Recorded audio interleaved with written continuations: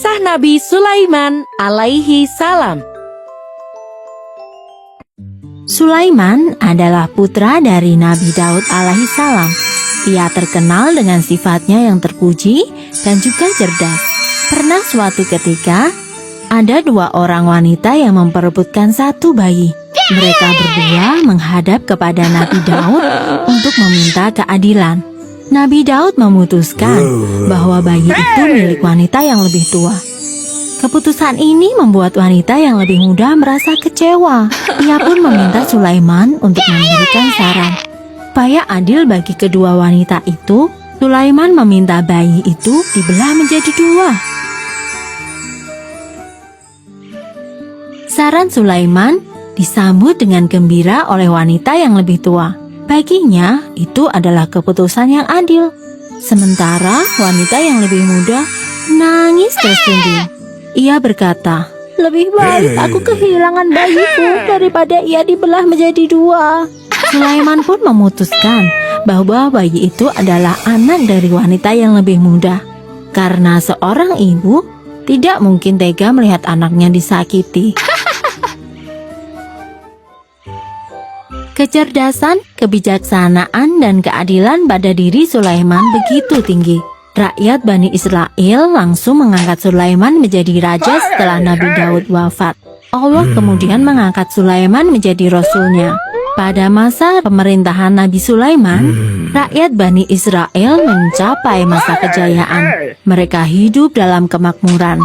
Namun, pada masa itu pula, praktek ilmu sihir semakin berkembang. Banyak ahli sihir yang bersekutu dengan setan untuk mempengaruhi rakyat Bani Israel agar meninggalkan ajaran Nabi Sulaiman.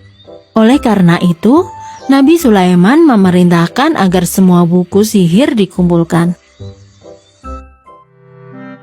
Semua buku sihir dikumpulkan dan dikubur di bawah istana. Nabi Sulaiman berdoa, memohon ampun atas dosa dan kesalahan rakyatnya. Nabi pun berpesan, siapapun yang mencoba mengambil catatan ini, niscaya dia akan hangus terbakar. Setelah itu, rakyat Bani Israel pun kembali ke ajaran yang benar.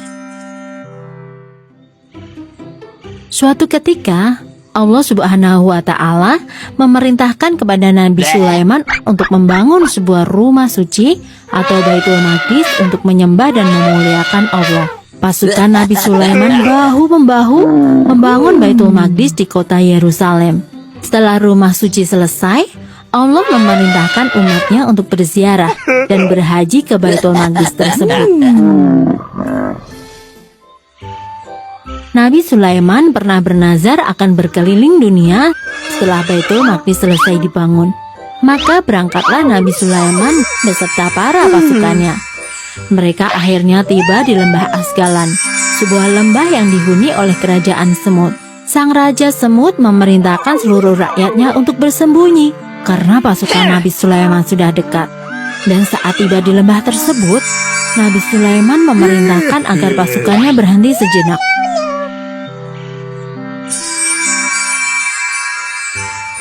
Sungguh mukjizat yang luar biasa. Nabi Sulaiman dikaruniai kemampuan untuk mengerti bahasa binatang. Karenanya, Nabi Sulaiman memerintahkan pasukannya untuk berhenti sejenak agar para semut bisa mencari tempat berlindung yang aman. Setelah semua semut aman, Nabi Sulaiman pun memerintahkan pasukannya untuk kembali berjalan. Beberapa waktu kemudian, sampailah rombongan Nabi Sulaiman di sana, sebuah padang pasir yang gersang dan tandus. Ketika sedang beristirahat, Nabi Sulaiman menerima laporan yang mengejutkan dari pasukannya, yaitu burung Hud. Burung Hud berkata bahwa di negeri Yaman ada kerajaan Sabah yang dipimpin oleh Ratu Balkis yang sangat cantik jelita. Seluruh kerajaan itu menyembah pada matahari. Nabi Sulaiman lantas mengutus burung Hud ke Sabah untuk menyampaikan surat. Dalam surat itu, Nabi Sulaiman meminta agar seluruh kerajaan Sabah berhenti menyembah matahari dan menyembah hanya kepada Allah saja.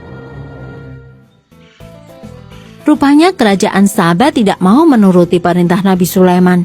Ratu Balkis mengutus pengawalnya untuk menemui Nabi Sulaiman sambil membawa hadiah.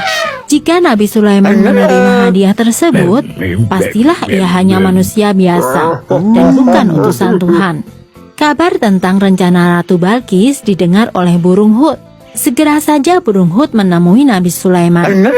Mendengar berita tersebut, Nabi Sulaiman mengerahkan seluruh pasukannya, baik itu manusia, jin, ataupun binatang, untuk membangun sebuah istana yang megah. Istana itu selesai sebelum utusan Ratu Balkis tiba. Istana yang begitu megah menggambarkan kejayaan Bani Israel dan kemuliaan Raja Sulaiman sebagai Nabi Allah. Utusan Ratu Balkis merasa ciut. Kekayaan negeri Saba bukanlah tandingan Raja Sulaiman. Munzir, utusan sang ratu, menyampaikan pesan bahwa kerajaan Saba tidak akan tunduk pada Raja Sulaiman, dan Tuhan mereka tetaplah matahari. Mendengar pesan itu, Nabi Sulaiman berkata, "Sungguh, kami akan mendatangi kalian dengan bala tentara yang kalian pasti tidak akan sanggup untuk melawannya." Ancaman Nabi Sulaiman tentang perang membuat Ratu Balkis cemas. Ia bersama para tetua kerajaan berdoa kepada matahari untuk meminta petunjuk. Namun, matahari tidak memberikan jawaban. Pada saat itulah Ratu Balkis sadar, matahari bukanlah Tuhan.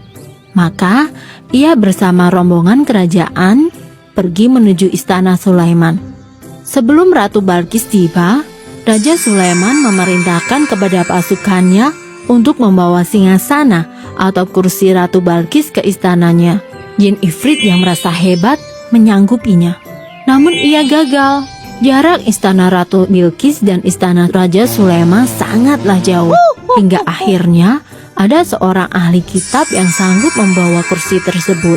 Begitu tiba di istana Raja Sulaiman, Ratu Balkis terkejut melihat kursinya ada di situ dan lebih cepat daripada dirinya.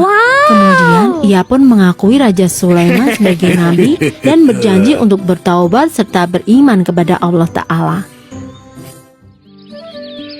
Nabi Sulaiman kemudian menikah dengan Ratu Balkis, dan itu artinya kerajaan Bani Israel bersatu dengan kerajaan Saba. Kekuatan ini menjadikan mereka semakin besar dan berjaya, hidup dalam cahaya iman sesuai dengan ajaran Nabi Sulaiman.